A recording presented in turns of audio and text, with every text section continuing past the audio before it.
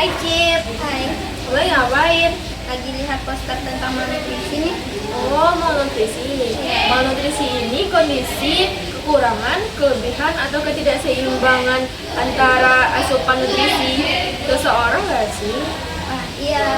Tapi jenisnya kamu tahu nggak sih, Cip? Apa aja tentang malnutrisi ini? Jadi Syah, malnutrisi ini terbagi menjadi 4.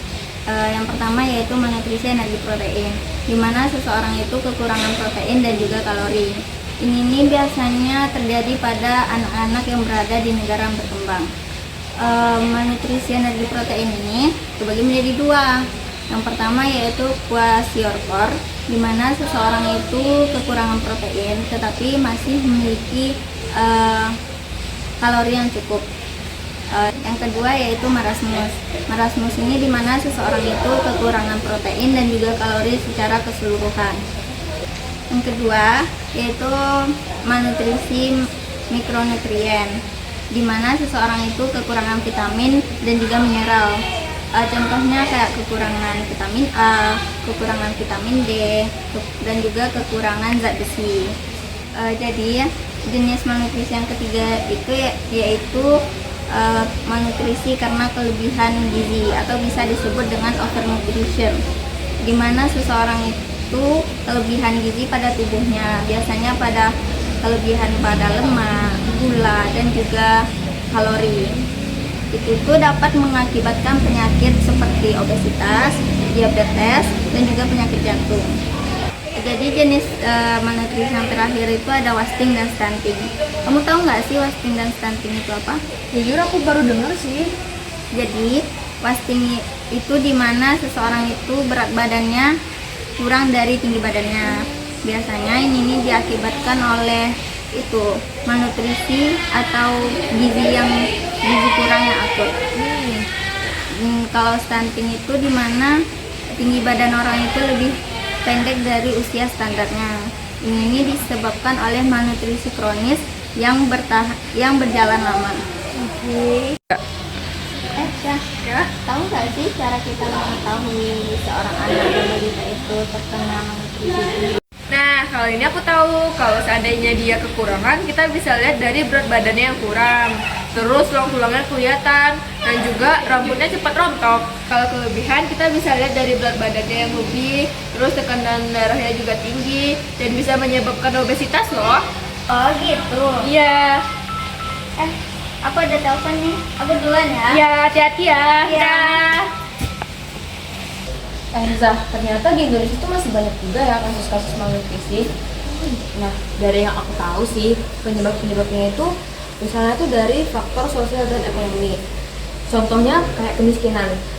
Biasanya masyarakat yang kurang mampu itu mereka mempunyai akses yang terbatas terhadap makanan yang bergizi. Kemudian juga terhadap pendidikan yang menyebabkan mereka itu kurang terhadap informasi gaya hidup yang sehat atau pola makanan yang bergizi dan lain sebagainya. Kemudian yang kedua itu ada faktor kesehatan. Nah, jadi ada gangguan kesehatan namanya malabsorpsi. Malabsorpsi ini itu gangguan terhadap pencernaan makanan. Jadi seseorang yang kena malabsorpsi ini itu bisa menyebabkan malnutrisi juga. Nah, yang ketiga itu ada faktor psikologis.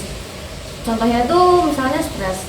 Karena biasanya kalau kita stres itu kita jadi kurang nafsu makan kan. Nah, jadi ketika kita kurang nafsu makan, kita nggak makan, kita akan kekurangan asupan makanan yang bergizi, makanya bisa menyebabkan malnutrisi juga. Itu sih kalau dari yang aku tahu. Gitu ya, nyari-nyari kali ya malnutrisi ini. Tapi kamu tahu nggak, ternyata SKM memiliki peranan penting loh dalam mencegah malnutrisi ini. Oh iya. Iya, ada pun peranan penting dari SKM dalam mengatasi malnutrisi ini kayak deteksi dini, di mana SKM ini melakukan survei atau pemantauan terhadap masyarakat yang mengalami resiko malnutrisi, terutama kepada ibu hamil dan anak-anak. Kedua, SKM juga melakukan edukasi kepada masyarakat tentang pentingnya gizi serta cara-cara pola makan gizi yang seimbang. Ternyata SKM juga merancang dan melaksanakan program intervensi seperti penambahan suplemen gizi dan penambah pelengkap makanan pada anak-anak. Selain itu, SKM juga memberikan pelatihan kepada masyarakat dan juga berkolaborasi dengan berbagai sektor seperti sektor pendidikan, sosial, dan ekonomi yang bertujuan untuk membantu gizi masyarakat dan mengurangi malnutrisi pada anak-anak. Ternyata sebagai SKM itu kita juga ada perannya ya. Jadi, contoh dan cara penanganan dari malnutrisi ini yang pertama ada stunting. Stunting merupakan kondisi di mana pertumbuhan pada anak tersebut terhambat yang ditandai dengan tinggi badan anak tersebut lebih rendah daripada anak seusianya. Untuk cara penanganan dari stunting ini bisa dilakukan dengan cara pemenuhan asupan gizi yang cukup serta pemenuhan imunisasi pada anak tersebut. Yang kedua itu ada underweight. Underweight adalah di mana kondisi balita tersebut memiliki berat badan yang kurang di antara anak-anak seusianya. Cara pencegahan dari underweight ini bisa dilakukan dengan cara pemenuhan nutrisi dan kalori pada anak tersebut serta makan dengan pola makan yang seimbang. Yang ketiga itu ada anemia. Anemia merupakan kekurangan zat besi pada anak sehingga tubuh anak tersebut tidak bisa memproduksi sel darah merah yang cukup.